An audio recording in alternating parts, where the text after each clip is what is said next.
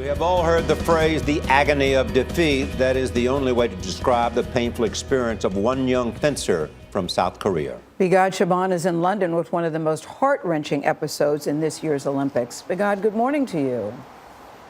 Gail and Charlie, it really was just a moment, one controversial second that shattered the dreams of gold for a 25-year-old fencer from South Korea. It was a battle of Olympic proportions on Monday down to the last second. The semifinal épée fencing match between Germany's Britta Heidemann and South Korea's Shin Lam. The two were locked in a 5-5 tie as they entered an extra minute of play, the fencing equivalent of sudden death. Eventually, with just 1 second left, Shin was set to win the match if she could just avoid getting hit. But that second seemed to last forever. The official clock was stopped and restarted 4 times because the two hit each other simultaneously, but time never ran out. Coach Eric Hansen is a former national fencing champion himself. Fencing is probably one of the most technical sports in existence. There's an implement in your hand, and you can get that implement to move extremely quickly. Distance, timing, coordination are extremely important. You can absolutely score touches in less than 1 second. Finally, Germany's Heidemann scored what she thought was the winning hit, but her celebration was short-lived. Shin of South Korea appealed the decision, arguing time should have been up. The rules say if you leave the mat, you forfeit, so Shin waited almost half an hour for a final ruling.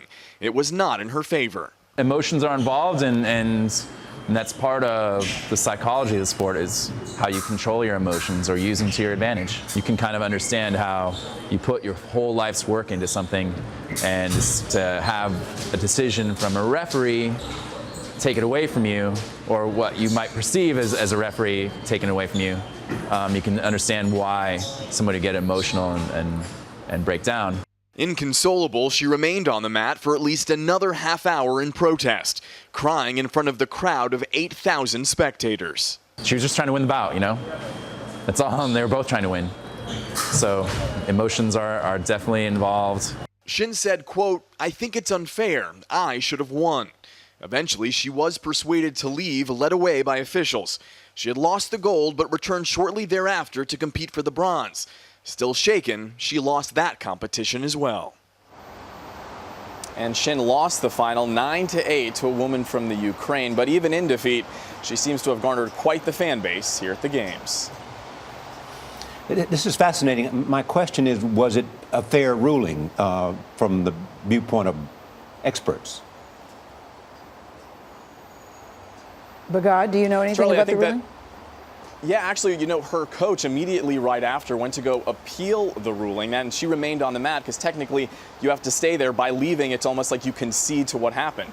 So she waited as her coach made the ruling, but she lost. They said it was fair, although many in the audience disagreed. They gave her a standing ovation and remained with her throughout the entire time she was on the mat. It's a great story, Bigad. Thank you so much for joining us.